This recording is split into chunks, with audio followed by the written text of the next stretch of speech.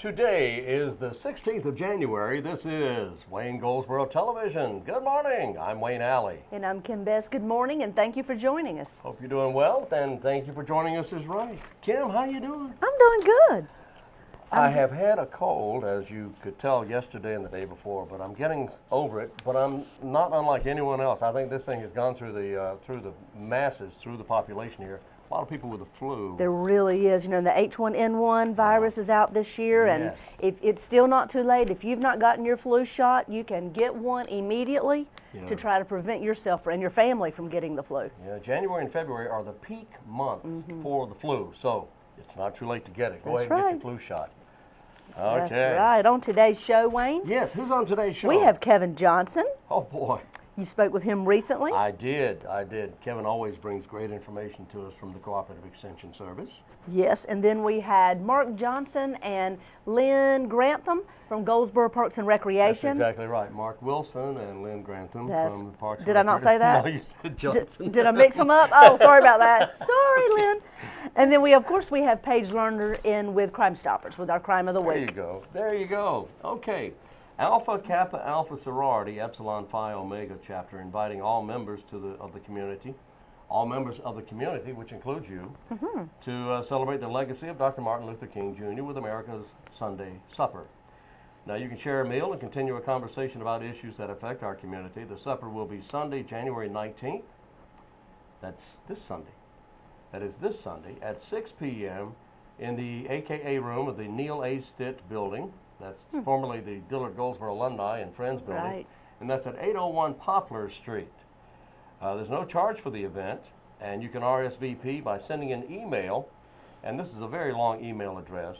I'll just give you a phone number. How's that? It's 919-922-9704. 922-9704. And a special invitation to all military, all veterans, and their spouses. Well, speaking of the Martin Luther King celebrations that'll be happening around our community, the City of Goldsboro and Wayne County have coordinated once again through the Community Affairs Department, and they would like to invite you to a Martin Luther King Jr. holiday celebration. There you go. It'll take place on Monday, January the 20th, next Monday. It's a breakfast. Will be at 7:30 in the morning, and a program will start at 9. It'll take place at Goldsboro Raleigh District Assembly Hall. And that's on 214 West Hooks River Road here in Goldsboro. The ticket cost is $15. They're available. They started back being available December the 2nd, so there's still tickets available. You can purchase tickets through the end of this week. That is it. That's it. My goodness. There you go. Call the Community Affairs Department, which is 919-580-4359. 580-4359. Or you can just walk in the City of Goldsboro and ask for the Community Affairs Department, or find them on the city's website to find out more information about the Martin Luther King celebration Monday, January the 20th. That's Letteri's office. That is Lettery Ward. Yes, it is. Very good. Well, very quickly, guess who's having a birthday? Who's having a birthday, Wayne? Today, January 16th, is the birthday of Kate Moss. She's 39 years, the fashion model is. 39 Happy birthday, years Kate. Debbie Allen, the choreographer, the she's dancer. great. Oh, she is great. She's 63 today and still dancing. Of course she is. Of course she Dancers do that. They dance forever and ever. I remember. It's in their soul. It is. Sammy Davis Jr. was way up in years, and he did a show Tap with a bunch of other people. I saw that. Yeah. Josie Davis is 40, the actress who landed her first recurring role as Sarah Powell on the TV show Charles in Charge. Josie Davis is 40. Ronnie Millsap, North Carolina born and raised. I remember him, He is 70, born in Robbinsville, North Carolina. Not Robbins, Robbinsville, North Carolina, up west of Robbins. Blind country singer who released his hits included There's No Getting Over Me and I Wouldn't Have Missed It for the World, and a bunch of other stuff. Ronnie, he's 70 today. Birthday for Yvonne Zima, playing Daisy Carter on The Young and the Restless. Daisy? Daisy, okay. Daisy? Okay. Yeah. Crazy Daisy. Yeah, Daisy, Daisy, give me your answer due. I'm half crazy, all for the love of you. See? Okay? Okay, there you go. Anyway, our producer's making comments and remarks. Thank you very much. Renee Felice Smith is 28. She's the actress playing the role of Nell Jones on the popular TV show NCIS, Nell, Los Angeles. is 28, and David Chokachi. Okay. How do you say that? Not real sure. Introduced to audiences as Cody on the TV series Baywatch. Okay. Okay, he's 45 today, and there you go. Happy birthday if it's your special day. And Happy, Wayne, I believe it might be time to go to our programs. Let's do it.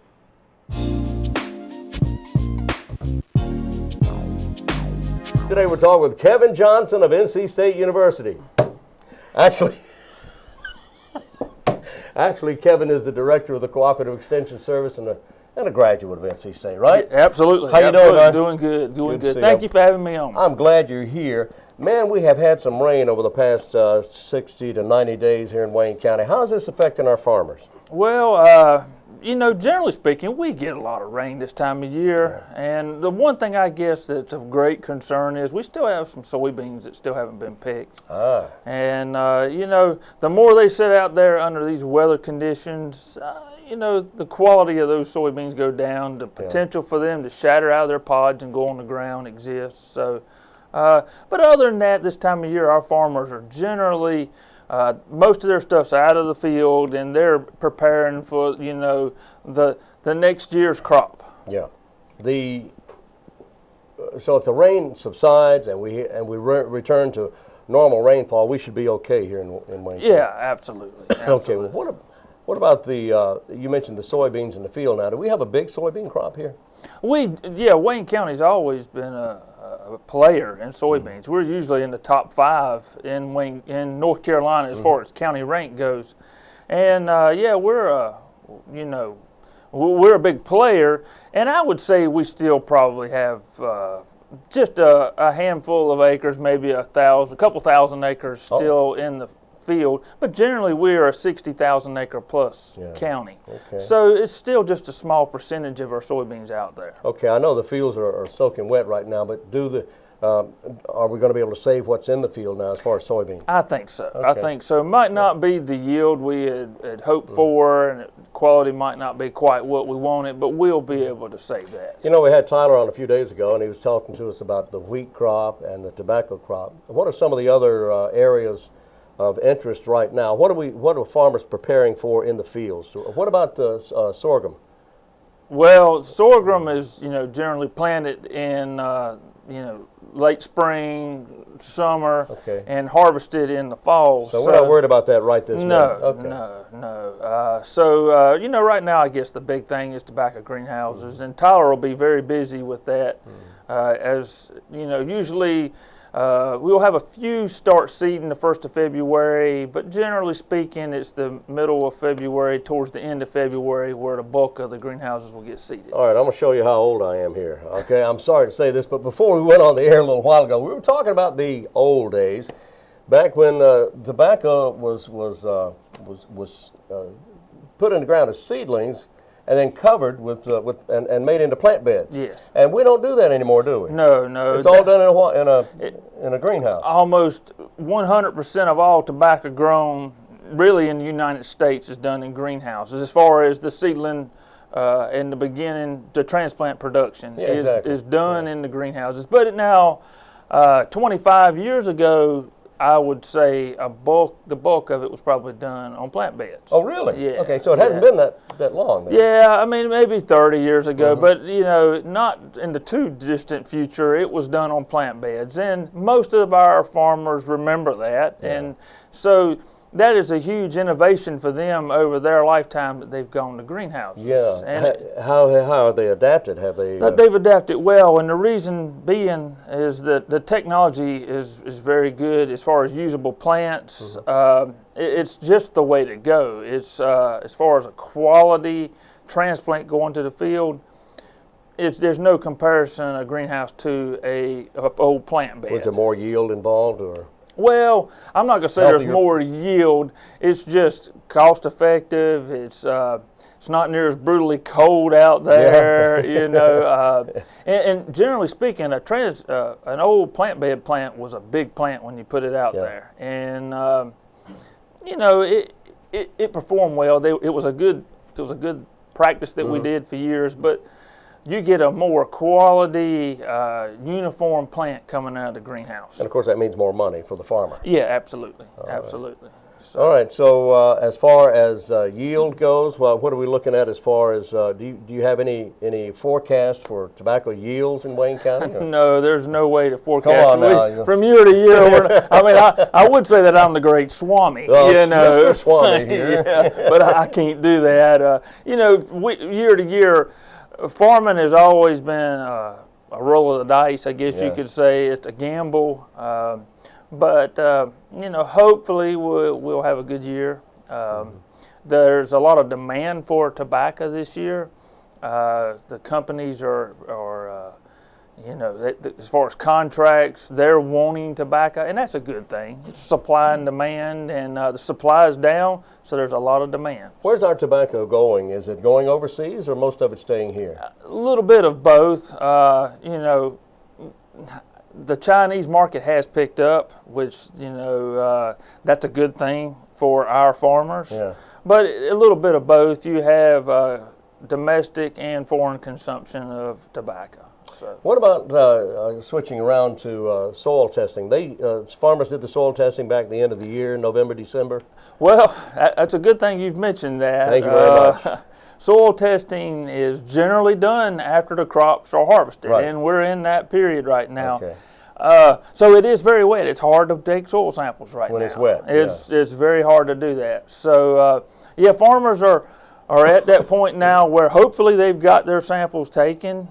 But if they do pull those samples, you know, they need to let them dry before they put them in a box and send them up to the soil lab, because the box will deteriorate if it's wet. It's a cardboard box. Yeah, exactly. It's a cardboard box. So let your soil samples dry out. Yeah, exactly. Should you help them out? Should you put a heat lamp on them or something? Well, you can do that. You actually can do that. And you know, even though we're talking about farmers, you know, our homeowners and all Wayne County citizens can pull soil samples if they want it for their yard, the garden. That's right. Anybody can do that. It's a service that's provided from the North Carolina Department of Agriculture in the state of North Carolina. You know, and you know, right now there is a fee associated with soil sampling. Right. But if our homeowners will wait until April, there won't be a fee. Right. The fee stops at the end of April. It does. Or is it end of March? It's the end of March. End of March, Yeah. the fee stops, and beyond April 1st, you do not have to pay a fee, and then the fee kicks in again at the end of the year. Yeah, exactly. All right. Exactly. So anyway, you can call Kevin at the office, or you can call Jessica Strickland. Yeah, and we'll take care of all that. Right, Yeah. right. There you go. Okay, and you also have the boxes for the soil We samples. have the boxes, yes, sir. All yes, right. sir. Great. Okay. Any final words that you'd like to pass along to not only farmers but to homeowners in general about farming around the home or farming here in Wayne County? Well, you know, we're really proud of agriculture in Wayne County, and most of our citizens have rode around and have seen the We Dig It billboards that we have, and that's just a campaign to promote agriculture. It's more of an ag awareness to let folks know of the impact and the importance of agriculture in Wayne County, #1 industry, but also in North Carolina, it's the #1 industry. It is. And you know, we all are affected by it, like it or not. You know, we all get up, we all eat, we all put on clothes. That's right. Agriculture's all around us. We have to have it to survive. That's exactly right. Whether your clothes are, well, we don't grow nylon here, but we do grow cotton. We do grow cotton, and pretty much everything we wear has some cotton in it. Some cotton, and so, and of course, we have cotton in Wayne County. You know, our food. You know, we're proud to be one of the major players in turkey production, swine production. Yes. Of course, we have tobacco, soybeans, wheat, so many different things. We have cattle, don't we? We do have cattle. We do have cattle. So. We all love beef products. Oh man! So big old fat juicy hamburger. Exactly. Yes, sir. Exactly. So, but we're really proud of that. And you know, as far as our farmers go, we got Tyler Whaley, our field crops agent. He's out working with our farmers. We got Jessica Strickland, our horticulture agent. She's working with homeowners. She's also working with our green industry. So we've got people, we're ready to serve and help the people of Wayne County. And I want to remind people, this is the first month of the year, of course, but by what? I guess maybe end of March, 1st of April, we're going to start seeing the roadside stands, 1st of May in that area. Springtime rolls around.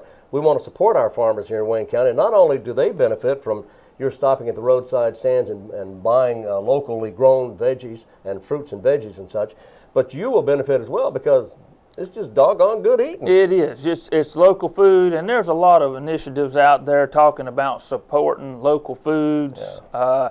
A lot of times when you're eating produce and vegetables, naturally it's healthy for you. Oh, yeah. And that's good. But yes, when you stop at our roadside stands or you stop at some of our farmers markets that we have around here, you're buying local produce. That's right. You're buying local, and the farmers here in Wayne County benefit from that. And you benefit as well. So does your family as well. Keep that in mind. Exactly. Right. Healthy. So how do we contact you if we have any questions? If you want to contact me, you call me at 919-731-1520. And, you know, we're here to, you know, Cooperative Extension is a unique agency. A lot of people associate us with agriculture, and that's a big part of what we do. We're also 4-H. That's right. You know, our youth, if there's anybody that's interested, a lot of life skills that are taught through 4-H. That's exactly right. So, you know, we're excited if anyone's interested with that.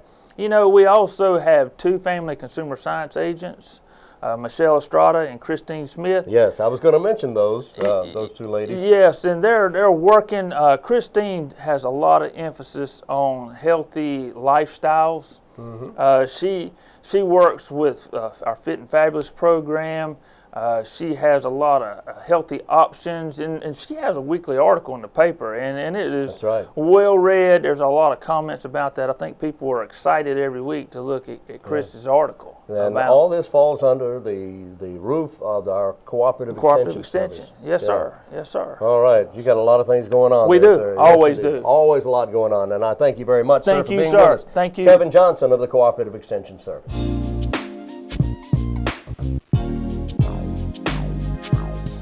Have you heard what's happening at Goldsboro Parks and Recs? Well, today in the studio with me is Mark Wilson to give us some updates on what's happening the first of the year and some wrap-ups on what happened the end of the year of 2013. Hey, Mark, glad to have you back on the show today. Hey, glad to be here. Well, you all had some really exciting and unique programs the end of 2013. Tell me some of the things that did happen, like Jingle in the Park and campfires, and the list goes on and on. Yeah, like you said, Jingle in the Park went really well. We had 2 weekends this past year. And that was something new, right? Something new. Years past, it was just done one night on a Saturday night. Last year, we tried it on 2 nights, Friday and Saturday. It went well. So we're like, hey, why don't we try it for 2 straight weekends? And that's what we've done. So, yeah, it turned out really well.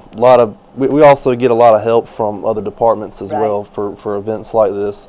That's something we probably don't do enough, is to thank other departments like the police department, fire department, public works. They all pitch in and help us out with the events. But yeah, we had a fire pit out there, roasting marshmallows. Yeah, the Kiwanis had the train going. It was the Polar Express. Lots of music acts. Yeah, you really had a good job. The night I went out there was people everywhere and music, and you could just tell that everybody was so excited. And I call it the Winter Wonderland, because the way you all have Herman Park decorated and the lights everywhere, it's beautiful at night. Yeah, it looks great, especially the fountain. That's my favorite. It is. Beautiful. It's so pretty. You see people out there taking pictures at night. It really is just a beautiful time of year, and y'all do a good job keeping it looking good out there. Thank you. Yeah, the park house looked great. It did. Santa and Mrs. Claus were in there with lots of happy and excited young folks waiting in line to see them. Absolutely, absolutely. Yeah, Jingle Park, like I said, went really well. We had community campfires. Yeah, tell us what that is. We went out to some of the parks that we usually, don't do large events for and don't get quite enough attention. Right. So we said, hey, why don't we try a small event like community campfires and go out to these other parks, like Stony Creek Park, H.V. Brown Park, as well as Fairview Park. We bring a fire pit, and someone from the library comes over to tell a story. Nice. We got the fire going, and kids can roast marshmallows and make s'mores out there. So you did that at several parks across the community? We sure did, and we're planning on doing some more this spring. Well, good. Well, tell us what we can look forward to the first of the year, 2014. Here we are. We can look forward to, we're going to come out with a program brochure. We haven't had one of those in a while. It's going to have all of our programs and events from January through April. You can get that online at GOLDSBOROParksandRec.com. We'll also have some at all of our facilities. And something new that's going on, we're going to get our very own Parks and Recreation app. Right, a mobile app. We're How really exciting. excited about that. So everyone, you can have all of our information right at your fingertips. You can connect to the calendar, so any of our events or program that comes up, it'll show up on your calendar.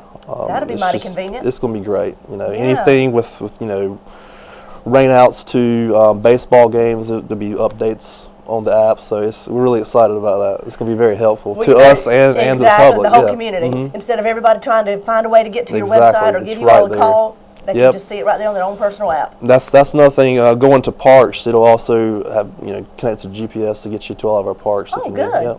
Nice. Well, you know, this year you all have done so many different unique and exciting events that were one of a kind that you've never done before, and we're excited to see what's going to be new and interesting for 2014. And I know you guys are busy planning and getting everything scheduled, just like our famous now Hillbilly Hike. That's right. We're going to plan another one again this year, and we have a new festival that we're going to be putting on, working with some of the other departments. So we've got something up our sleeve, and we have to announce. We have to announce those details pretty soon. So we're really excited about that. That's right. So everybody, just stay tuned for some big news on an event happening in our community, and it's going to be a huge collaboration. It's going to be great. And we're just thrilled to have so many people on board really helping plan this and get it all ready for our community to come and enjoy, and for people across the state and nation to be able to come. Absolutely. We want this to be huge and catch on from year to year. I think it might. We'll have to keep them in suspense for a while, right, Mark? Yes. Well, thanks so much for coming in today and giving us an update. And you all can look forward to having a Parks and Recreation mobile app coming out and being revealed very soon, along with the big festival and lots of things happening at Goldsboro Parks and Recreation right here in your community.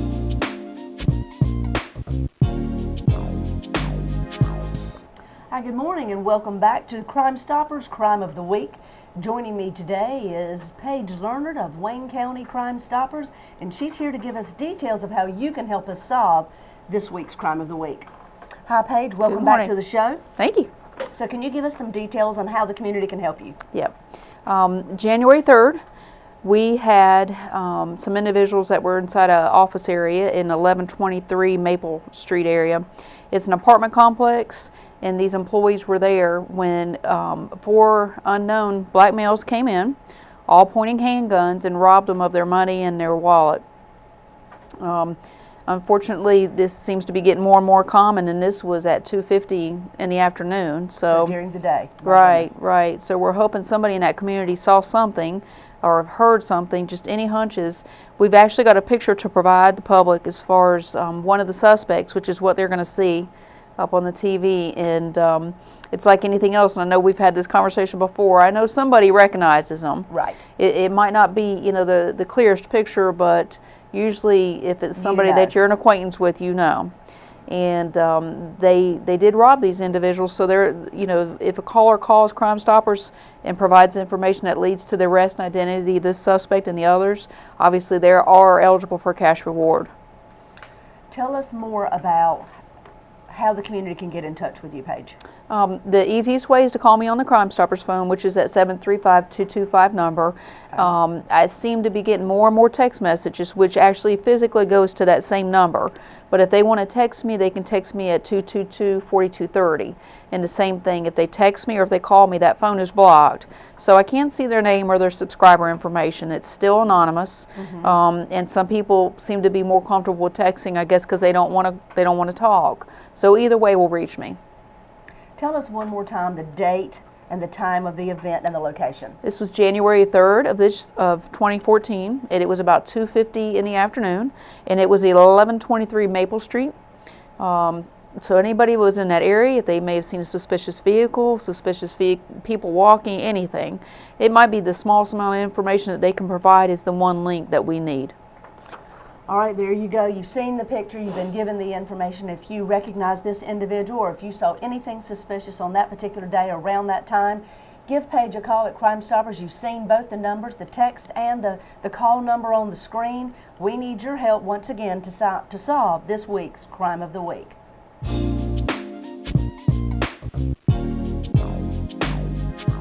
And we're back. I really love to talk to Kevin Johnson. He has so much information, but he's just also a very nice guy. He really just a is. Fun guy. He really is. Even though he went to NC State, that's okay. For all those state fans out there. That's right. No, I tell you what. Yeah, love State, love ACC. There you go. There you go. There you go. January 16th. Oh man, one of my favorite music events took place 10 years before I was even born. And what was that? That was in 1938, and it was at Carnegie Hall in New York City. New York City. And that's when Benny Goodman and his orchestra and a bunch of other people, including Teddy Wilson and Lionel Hampton and Gene Krupa and a bunch of other people, just rocked the house. And there were literally people dancing in the aisles. And there's video of that we don't have it, but there's film of that. And I've got a recording of that. And I'm telling you, the best music you have ever heard in your life. Carnegie Hall, 1938, is when Benny Goodman brought down the house at Carnegie Hall. On this date. On this very date, 1938. Anyway, I will move along. The Cavern Club. He's reminiscing here. I am. I'm telling you, that I love it. 1957 is when the Cavern Club opened for business in Liverpool, England.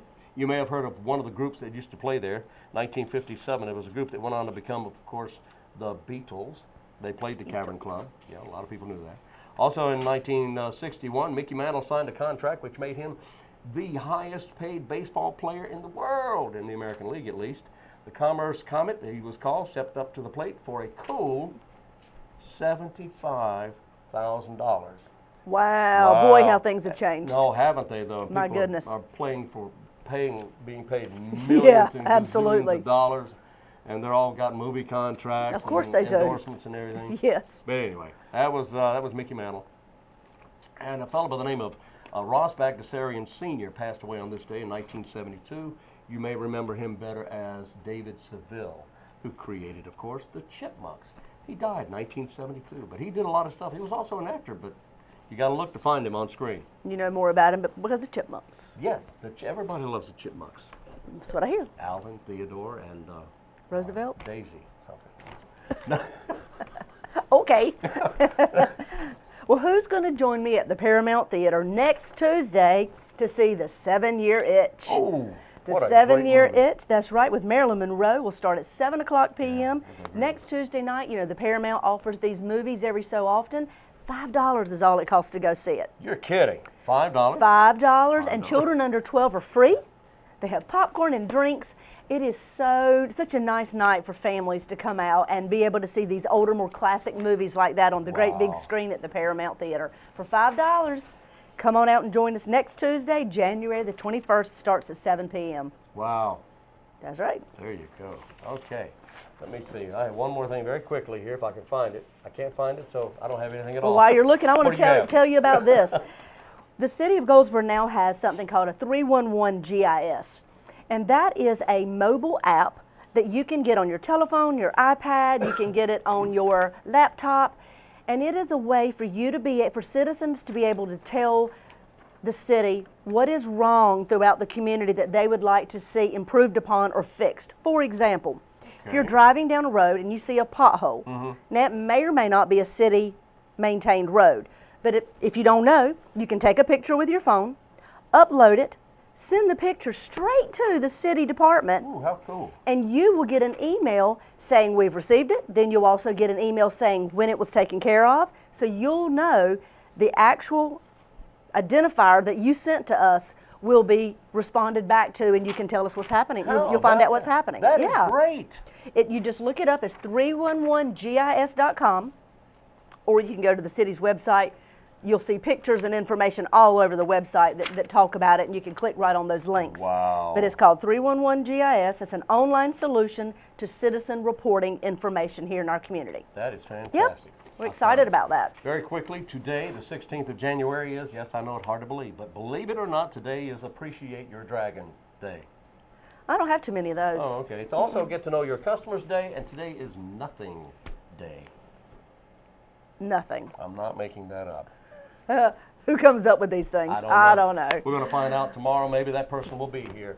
We'll be back tomorrow here on Wayne Goldsboro Television. Join us again tomorrow, same time, same channel, and all that stuff. Okay, until then, I'm Wayne Alley. And I'm Kim Best, and this is what's happening in your community.